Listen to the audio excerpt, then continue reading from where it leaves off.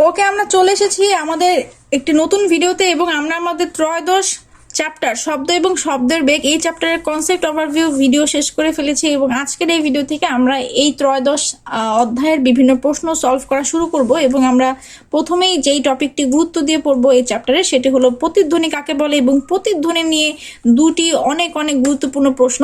এবং প্রথম প্রশ্নটি হলো প্রতিধ্বনি শোনার জন্য আমাদের যেই উৎস এবং যেই প্রতিফলক তাদের মাঝখানে দূরত্ব 16.6 মিটার হওয়া প্রয়োজন। এই কোশ্চেনটা সলভ করব এবং এর সাথে প্রতিধ্বনির যে কিভাবে আমরা সমুদ্রের গভীরতা নির্ণয় করা যায় এই প্রশ্নটাও সলভ করে ফেলবো। মানে প্রতিধ্বনি নিয়ে মোটামুটি যা আছে সবকিছু আমরা এই একটা ভিডিওতেই শেষ করে ফেলবো। তো এখন কথা হলো এইখানকার যে পিডিএফটা বা এইখানকার যে লেখাগুলো সেগুলো আপনারা প্রতিটা ভিডিওর ডিসক্রিপশনে কিংবা এই প্লেলিস্টের ডিসক্রিপশনে পেয়ে যাবেন। সেখান থেকে যে কেউ এই পিডিএফ নামিয়ে পড়াশোনা করতে পারবেন এবং বিনিময়ে শুধু আমার জন্য একটু দোয়া করে দিবেন তাহলেই হবে। তো এই ছিল আজকের আমাদের মোটামুটি যেই কোশ্চেনগুলো পড়বো সেই সকল কোশ্চেনের কথাবার্তা। আমি এখন চলে যাব কোশ্চেনের অ্যান্সারে এবং সর্বপ্রথমে আমি দেখব যে প্রতিধ্বনি কাকে বলে। তো এই প্রতিধ্বনি কাকে বলে সেটা মনে হয় আমরা মোটামুটি সবাই জানি এবং এটা খুবই মজার একটা বিষয়। কখনো কখনো কোনো খালি রুমে যে চিৎকার করেছেন, খালি রুম বলতে যেই রুমে আসলে মানুষ নাই, ঠিক আছে, মাঝে মাঝে হয় না আমরা বাসা দেখতে গেছি, ওই বাসা যখন আমরা দেখতে যাই তখন বাসাটা যদি ফ্ল্যাটটা যদি ফাঁকা থাকে ওইখানে যদি আমরা অল্প কথা বলি, মানে আস্তে যদি কথা বলি, আস্তে কথা বললেও কিন্তু সেই কথাটা দেয়ালে বাড়ি খেয়ে অনেক জোরে শোনা যায়। এবং এই যে নর্মালি আমাদের এখন যে আসবাবপত্র দিয়ে ভরা বাসা সেখানে কথা বললে কথা আসতেই শোনা যায়, কিন্তু একটা ফাঁকা বাসা ফাঁকা ফ্ল্যাটে কথা বললে কথা জোরে শোনা যায়। এই যে জোরে শোনার যে ব্যাপারটা সেটা কি কারণে হয়? সেটা আসলে এই প্রতিধ্বনির কারণেই কিন্তু হয়।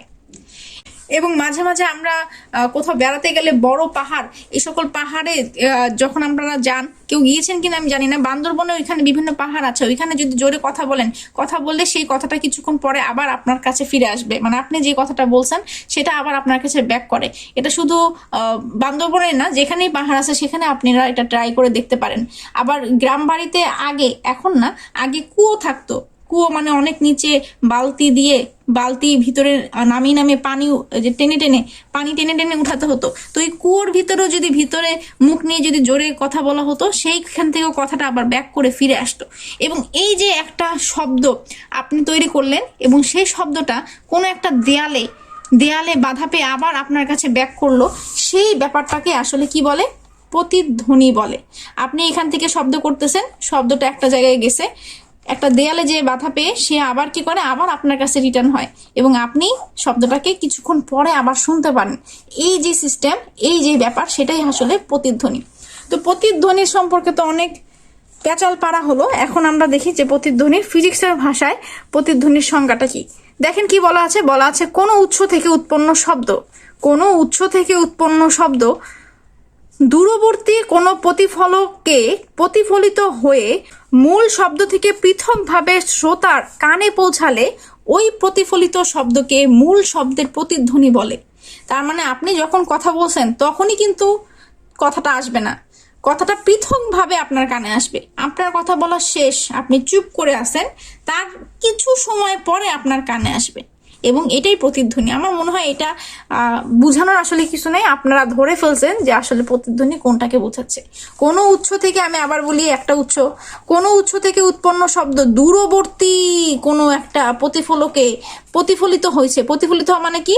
একবার যে পথে গেছে আবার সেটা বিপরীতভাবে ব্যাক করছে, এটাকেই প্রতিফলন বলে। যে পথে গিয়েছে সেটা আবার সেই বিপরীত রাস্তায় ব্যাক করে আসছে। প্রতিফলকে প্রতিফলিত হয়ে যদি মূল শব্দ থেকে আলাদাভাবে, মূল শব্দের সময় না, মূল শব্দ থেকে পৃথকভাবে শ্রোতার কানে পৌঁছায় তাহলে ওই প্রতিফলিত শব্দকে মূল শব্দের প্রতিধ্বনি বলে। ঠিক আছে, তো এইটা গেল আমার প্রতিধ্বনির সংজ্ঞা। এটা অতি সংক্ষিপ্ত তো আসতে পারে, আবার এরকম বড় প্রশ্নের সাথে লাগাই দিতে পারে প্রতিধ্বনি কাকে বলে, এটা বলে তারপর আপনাকে বড় প্রশ্নটা করতে দিতে পারে। তো এই ছিল আমাদের মূলত প্রতিধ্বনি নিয়ে কাহিনী। এখন আমরা বড় যে প্রশ্নটা আছে এবং আমাকে বলছে যদি আপনি প্রতিধ্বনি শুনতে চান তাইলে একটা শর্ত আছে। কি শর্ত? শর্ত হলো প্রতিধ্বনি শোনার জন্য এটা যদি আমার উৎস হয়, উৎস এবং প্রতিফলকের, এটা আমার প্রতিফলক, এটা আমার প্রতিফলক, উৎস এবং প্রতিফলকের কি বলছে, মাঝখানের যে ডিস্টেন্স সেটা কত হতে হবে, 16.6 মিটার অবশ্যই হইতে হবে। উৎস এবং প্রতিফলকের মাঝখানের ডিস্টেন্স 16.6 মিটার হওয়া প্রয়োজন, এটা আপনাকে প্রমাণ করে দিতে হবে। ঠিক আছে, তো এটা আমরা প্রমাণ করে দিব। প্রমাণ করে দেওয়ার আগে আমরা যেটা জানবো সেটা হলো, আমি বারবার বলতেছিলাম না যে প্রতিধ্বনিটা মূল শব্দ থেকে পৃথকভাবে আপনার কাছে আসবে, পৃথকভাবে মানে কিছুক্ষণ পরে আসবে। তো আমি এই কোশ্চেনটার অ্যান্সার শুরু করার আগে কতক্ষণ পরে আসবে সেটা একটু জানাই রাখি। এবং এটা একটা সূত্রের মতো যে আপনি যখন শব্দটা করেছেন তার কিছুক্ষণ পরে, এই যে কিছুক্ষণ কথাটা আমি বললাম, আসলে কতক্ষণ পরে আপনি শোনেন সেটাও নির্দিষ্ট করে দিয়েছে। আমি এটা নিয়ে ডিটেলসে বললাম না, ডিরেক্ট আমি জানায় রাখি। মূল শব্দ এবং প্রতিধ্বনির মাঝের সময় ব্যবধানটা হলো 1/10 সেকেন্ড। মানে 1 সেকেন্ডকে যদি আপনি 10 দিয়ে ভাগ করেন, যেই কতটুকু সেকেন্ড আপনি পাচ্ছেন, অর্থাৎ 0.1 সেকেন্ড, আমাদের অবশ্যই এই প্রতিধ্বনিটা 0.1 সেকেন্ড পরেই আপনার কানে আসে। এবং যদি এই 0.1 সেকেন্ড পরে আসে তাহলে আপনি প্রতিধ্বনিটা শুনতে পারবেন। অনেক বেশি, এর থেকে যদি বেশি পরে আসে তাহলেও সমস্যা নাই, কিন্তু ন্যূনতম আপনাকে প্রতিধ্বনিটা 0.1 সেকেন্ড, 1/10 ভাগ, মানে 1 সেকেন্ডকে 10 ভাগ করলে যেই সেকেন্ডটা হচ্ছে, এত সেকেন্ড পরে, মিনিমাম এত সেকেন্ড পরে আপনাকে আসতে হবে। এবং এটা এখানে লেখা আছে। আমরা জানি ক্ষণস্থায়ী শব্দের ক্ষেত্রে অবশ্যই আমাদের এই শব্দটা ক্ষণস্থায়ী। আমি যে কথাটা বললাম এটা একটা ক্ষণস্থায়ী কথা, তাই না? কথাটা তো বললে তো শেষই হয়ে যায়। তো ক্ষণস্থায়ী শব্দের ক্ষেত্রে সূত্র কি, মূল শব্দ এবং প্রতিধ্বনির মাঝের সময়ের ব্যবধান 1/10 সেকেন্ড হওয়া দরকার, ন্যূনতম এটা আপনাকে হইতেই হবে। ঠিক আছে, এটার বেশি হোক গা সেটা আমার টেনশনের বিষয় না, আমার এতটুকু লাগবে, এটা আমি বলে দিলাম। আচ্ছা, এরপর আমরা কি করেছি, আমরা সুন্দর মতো একটা চিত্র এঁকেছি। কি এঁকেছি? চিত্র এঁকেছি এবং চিত্রটা খুবই ইজি একটা চিত্র। দুইটা দাগ দিয়ে দিছি। এই পাশে লিখছি কি, শব্দের উৎস। এখানে দাঁড়ায় আছে কি, শ্রোতা। শব্দের উৎস আপনি করছেন, আপনি শ্রোতা, আপনি প্রতিধ্বনি শোনার জন্য এখানে দাঁড়ায় আছেন, আপনি শ্রোতা। এবং এখানে আপনার কি তৈরি করছেন, শব্দের উৎস এখানেই আছে, এটা আপনি লিখে দিলেন। আপনার মূল শব্দ যাইতেছে এই বরাবর, যেই বরাবর, সেই ডিস্টেন্সটা কত, সেই ডিস্টেন্সটা আপনি ধরে রাখলেন ডি। এটা আপনার প্রতিফলক তল, এখান থেকে আপনার শব্দ বাড়ি খেয়ে আবার আপনার কাছে চলে আসবে, টেনশনের কিছু নাই। তো এটা দিয়ে গেলেন, আবার একই পথেই তো আপনার কাছে ব্যাক করবে, তাহলে যাওয়ার যেই পথ ডি, তাহলে আসার পথ ডি। ঠিক আছে, তার মানে এইখানে আপনি শব্দটা শুরু করলেন, শব্দটা গেল আবার আসলো। শব্দ কতখানি দূরত্ব অতিক্রম করছে চিন্তা করছেন? একবার গেছে একবার আসছে। শব্দের কিন্তু মোট অতিক্রান্ত দূরত্ব d+d হয়ে গেল না, 2d। এটা একটু মাথায় রাখেন যে শব্দ আসলে ভ্রমণ করছে কতখানি, গেছে একবার আসছে একবার, 2বার ভ্রমণ করছে, তাহলে শব্দর যে পথ অতিক্রম করছে সেটা হলো d+d 2d। হ্যাঁ, এই যে চিত্র কাহিনী শেষ। আমি আশা করি যে চিত্র বুঝতে নিশ্চয়ই প্রবলেম হবে না, এবং চিত্র যদি বুঝতে প্রবলেম না হয় তাইলেই আমার জন্য ভালো। আচ্ছা, তাইলে দেখি এখন কি বলছে। ধরি শব্দের উৎস এবং প্রতিফলকের মধ্যে ন্যূনতম দূরত্ব কি, ডি।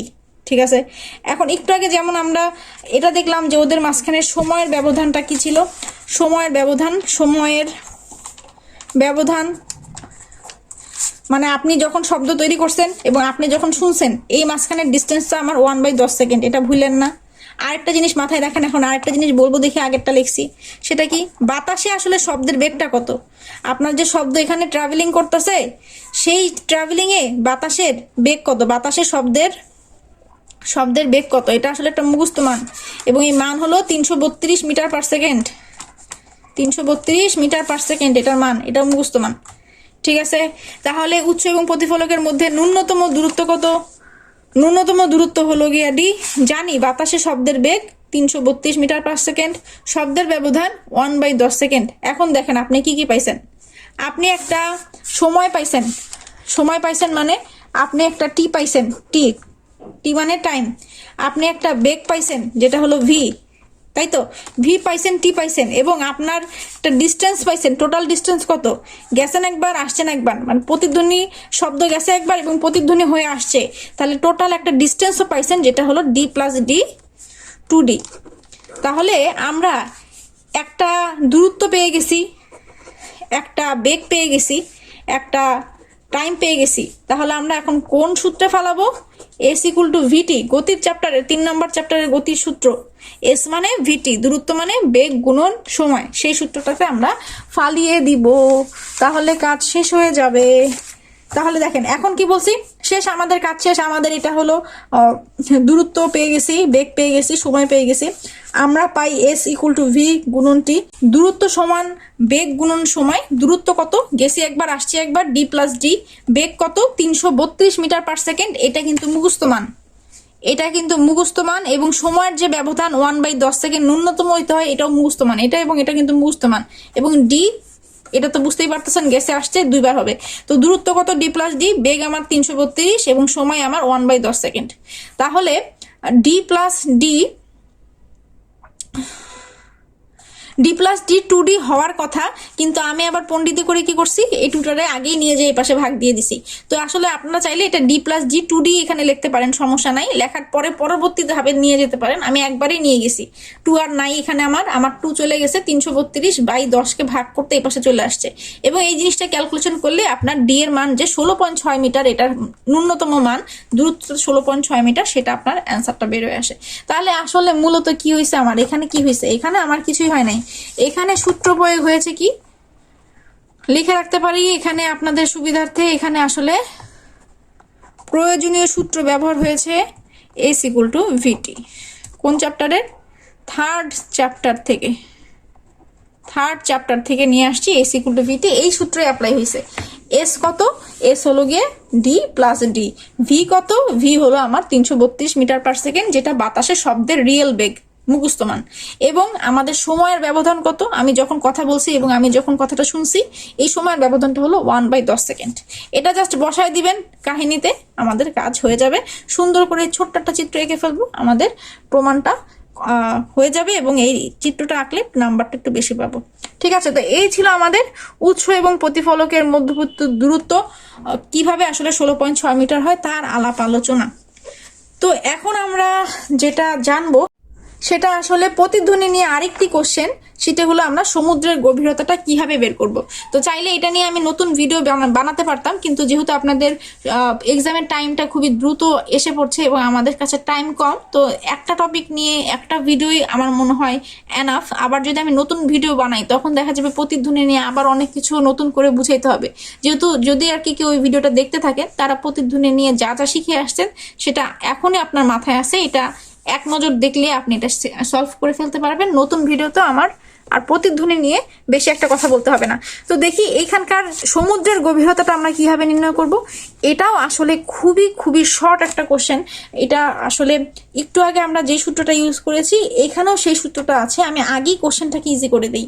এখানে দেখেন, এই যে দেখেন এখানে সেই একই সূত্র, বেগ মানে মোট দূরত্ব বাই সময়, মানে ওই যে এস ইকুয়াল টু ভিটি, অর্থাৎ V equal to S by T. দেখেন এই সূত্রটা এখানে আছে, তার মানে আপনি বুঝতেই পারতেছেন এখানে যা লেখা আছে এটাও আসলে এই একই সূত্র দিয়েই হয়ে যাবে।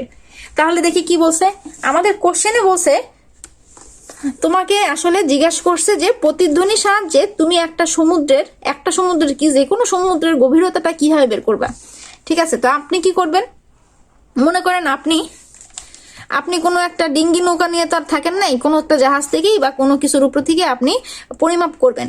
তো মনে করেন আমি একবারে বোঝানোর জন্য এখানে যা আর কি যেভাবে বুঝেছি সেভাবে বোঝানোর জন্য আপনাকে একটু ইমাজিন করাই যে আপনি একটা নৌকার মধ্যে এখানে বসে আছেন। এটা আপনার সমুদ্রতে, আপনি উথাল পাতাল সমুদ্রতে কি করতেছেন, আপনি ভাসতেছেন। এখন কাহিনী কি? কাহিনী তেমন কিছুই না, আপনার একটা প্রেরক যন্ত্র আছে এখানে। প্রেরক মানে কি? প্রেরক মানে যেখান থেকে আপনি আওয়াজ পাঠাবেন, যেখান থেকে আপনি শব্দ পাঠাবেন, প্রেরক যন্ত্র যে পাঠায়। প্রেরক মানে যে পাঠায়। তো আপনার একটা প্রেরক যন্ত্র আছে এখানে, এবং কি আছে, এবং এখান থেকে এই প্রেরক যন্ত্রটা থেকে, প্রেরক যন্ত্র কোথায়? পানির উপরই তলেই আছে। এটা চিন্তা করে নিছে বা এটা ওরা বসাইছে। আমি তো আসলে ওরা কি কি মেশিন নিয়ে কি কি কাজ করে কেমনে বের করছে সেগুলো আমার দেখার দরকার নেই। আমি জাস্ট একটু কিছু এক পেজ লেখার মতো আপনাদেরকে আইডিয়া দিয়ে দিব এবং আপনারা এক পেজ লিখবেন এবং নাম্বার পাবেন। টার্গেট আসলে এটা। তো এখন আমরা চিন্তা করে নিছি পানির উপরে তলে আমার একটা যন্ত্র আছে। এখন এটা জাহাজের মধ্যে রেখেও কাজ করতে পারেন, এটা আপনি আপনার ছোট্ট ভালোবাসার ডিঙ্গি নৌকাতে রেখেও করতে পারেন, যেমনি ইচ্ছা আপনি সেটা চিন্তা করতে পারেন। তো আছে কি? উপরে আছে, পানির তলে আছে আপনার প্রেরক যন্ত্র, এবং এইখান থেকে এই গভীরতায়, কত গভীরতা, এইচ গভীরতায় আছে আপনার কি যন্ত্র গ্রাহক যন্ত্র। অর্থাৎ আপনি উপর থেকে যেই যন্ত্র দিয়ে পাঠাইছেন আওয়াজটা সেটাকে রিসিভ করার জন্য একটা গ্রাহক যন্ত্র এইচ গভীরতায় আছে। ঠিক আছে, এটা হলো আপনার সেই পাঠানোর যন্ত্র এবং এটা হলো আপনি যে আওয়াজ পাঠাইছেন সেটাকে রিসিভ করার কিংবা গ্রহণ করার যন্ত্র। এটা হলো কি সেন্ডার এবং এটা হলো আপনার রিসিভার। ঠিক আছে, এই হলো কাহিনী, আর কোনো কাহিনী নাই। তো এখানে তো আমি অনেক কাহিনী বলছি, এগুলো কিছু এখানে লেখা লাগে নাই, লেখছে দেখেন কত ইজি করে। পানির উপরিতল থেকে অর্থাৎ প্রেরক যন্ত্র থেকে এইচ গভীরতায় পানির ভেতরে কি আছে, একটা গ্রাহক যন্ত্র আছে। অর্থাৎ মোট গভীরতা আমার এইচ। ধরে নিছি আমাদের শব্দের যে ভেলোসিটি বেগ সেটা হলো ভি। আচ্ছা, এখন দেখেন সেই আগের কাহিনী, প্রেরক যন্ত্র থেকে গ্রাহক যন্ত্রে পৌঁছে আবার প্রেরক যন্ত্রে পৌঁছাতে মোট অতিক্রান্ত দূরত্ব কত। একবার আমি গেছি, আবার সেই শব্দটা উল্টা হয়ে আসছে, একবার শব্দ গেছে এবং প্রতিধ্বনি আবার ব্যাক করছে। অর্থাৎ একবার আমার যাওয়া হয়েছে এইচ এবং আরেকবার আসা হয়েছে এইচ, দুইবার এইচ। তাহলে আমাদের এই শব্দটা আমার মুখ থেকে বের হয়ে কিংবা এই প্রেরক যন্ত্র থেকে বের হয়ে ট্রাভেলিং করছে এইচ প্লাস এইচ 2h দূরত্ব। এটা তো বুঝেই গেছে, আগের কাহিনীটাই সেম। এই মোট অতিক্রান্ত দূরত্বর জন্য যদি মোট সময় আমার কত, আমি ধরে নিলাম আমার মোট সময় টি এর প্রয়োজন। গেছে আসছে, টোটাল সময় কত লাগছে, আমার টোটাল সময় লাগছে টি। বেগ ছিল ভি, টোটাল সময় টি এবং অতিক্রান্ত দূরত্ব আমার 2h। সূত্র সেই এক, বেগের সূত্র, মোট দূরত্ব বাই মোট সময়। কাহিনী শেষ। মোট দূরত্ব কত, মোট দূরত্ব এইচ 2h। মোট সময় কত ধরলাম, মোট সময় ধরলাম টি। তাহলে আমার বেগের মান কি হয়ে গেল, 2h বাই টি। এবং এখান থেকে আমাকে v equal to 2h by t, বেগ ইকুয়াল টু মোট দূরত্ব বাই মোট সময়। এখান থেকে জাস্ট আপনি কি করবেন, এইচ এর মানটা বের করে দিবেন। এইচ এর মান বের করে দিয়েছেন, এই পাশে কি কি চলে গেছে, আর গুণন হয়ে ভি এর সাথে টি চলে গেছে, আর গুণন হয়ে নিচে চলে আসছে আপনার 2। এবং এই সূত্রের মাধ্যমে আমরা খুব সহজেই সমুদ্রের যে গভীরতা, এই যে গভীরতাটা, সমুদ্রের যে গভীরতা সেটা আপনি বের করে ফেলতে পারবেন। এভাবেই প্রতিধ্বনির সাহায্যে সমুদ্রের গভীরতা নির্ণয় করা যায়। এবং এইটা আসলে সেই এস ইকুয়াল টু ভিটি, এই একটা সূত্র দিয়েই দুইটা কোশ্চেন হয়ে যায়। তো আমি আশা রাখি যে এটা আসলে আপনারা একবার পড়েই বুঝতে পারছেন। এখানে যত কিছু বুঝাইছি এত কিছু আসলে এখানে ইনপুটই করা হয় নাই, তবুও আমি একটু ইজিলি বুঝাই দিছি। আপনি জাস্ট টার্গেট রাখবেন এইখানকার যে আমাদের সূত্র, মেন সূত্র, এই যে V equal to S equal to VT কিংবা V equal to S by T, এগুলার প্রত্যেকটা খুঁজে বের করতে। আপনি বেগ ধরে ফেলছেন ভি, আপনি সময় ধরে ফেলছেন টি, এখানকার এস কত, এস হলো একবার গেছেন এইচ, একবার আসছেন এইচ 2h। এইটা জাস্ট বসাই দিলে সূত্র শেষ।